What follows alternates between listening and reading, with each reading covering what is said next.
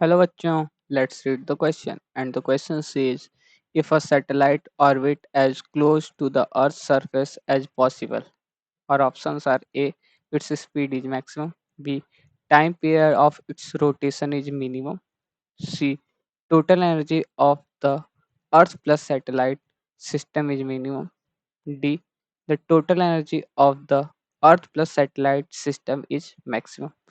तो बेसिकली हम लोग का क्वेश्चन क्या कह रहा है कि एक अगर कोई एक सैटेलाइट है जो अर्थ सरफेस है मतलब कि जितना पॉसिबली जितना क्लोज वो मतलब रोटेट रिवॉल्व कर सकता है उतने क्लोज है तो कौन से ऑप्शंस इसमें सही होंगे।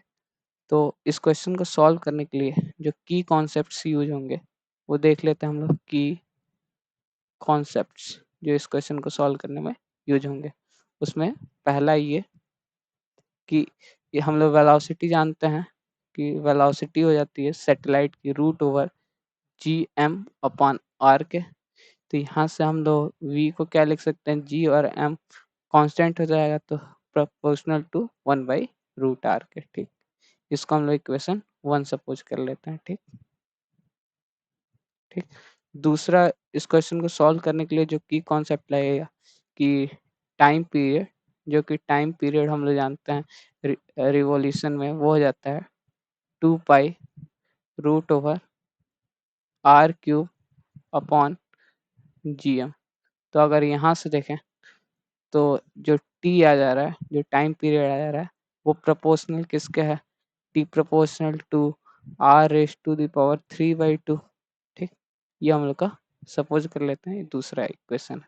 ये हम लोग का सेकंड कॉन्सेप्ट था। ठीक, उसके बाद अगर हम लोग कॉन्सेप्ट देखें, तीसरा देखें हम लोग टोटल एनर्जी के लिए, तो हम लोग जानते हैं जो तीसरा कॉन्सेप्ट टोटल एनर्जी टी जो होता है, टोटल एनर्जी लेट से टी के है, तो वो होता है minus of G M M, मतलब कि mass of earth, mass of satellite upon 2 into जितने रेडियस पे वो सैटेलाइट रिवॉल्व कर रहा है।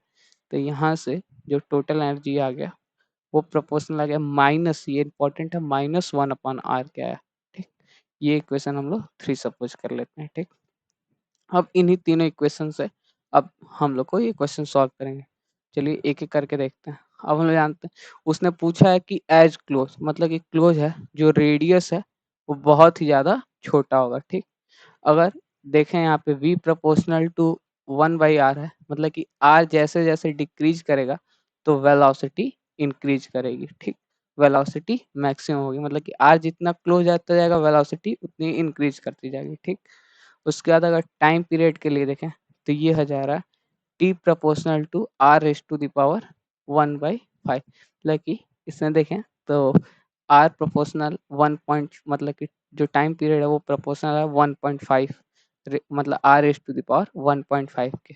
तो उसमें अगर देखें तो हम लोग जैसे ही r की वैल्यू डिक्रीज करेंगे, r डिक्रीज होगा तो टाइम पीरियड भी डिक्रीज होने लगेगा, मतलब कि यहाँ से क्या आ गया, टाइम पीरियड भी डिक्रीज करेगा, मतलब कि जितना अगर रेडियस मिनिमम कर देंगे तो टाइम पीरियड भी मिनिमम हो जाएगा। ठीक, उसी तरह अगर हम लोग ये टोटल एनर्जी की बात करें, अब हम लोग देखें निगेटिव अगर छोड़ दें तो आर की वैल्यू हम लोग डिक्रीज करेंगे, आर तो ये पूरी वैल्यू इंक्रीज करेगी, पर ये जो पूरी वैल्यू है वो निगेटिव में इंक्रीज कर रही है, मतलब निगेटिव में इंक्रीज कर रही है, मतलब कि ये मिनिमम हो रही है। ठीक, तो इसका मतलब क्या हुआ कि आर की वैल्यू डिक्रीज करेगी तो काइनेटिक एनर्जी भी, मतलब सॉरी टोटल एनर्जी भी उसी के हिसाब से डिक्रीज होगा, मतलब कि अगर आर हम लोग का मिनिमम है तो जो टोटल एनर्जी है वो भी मिनिमम हो जाएगी।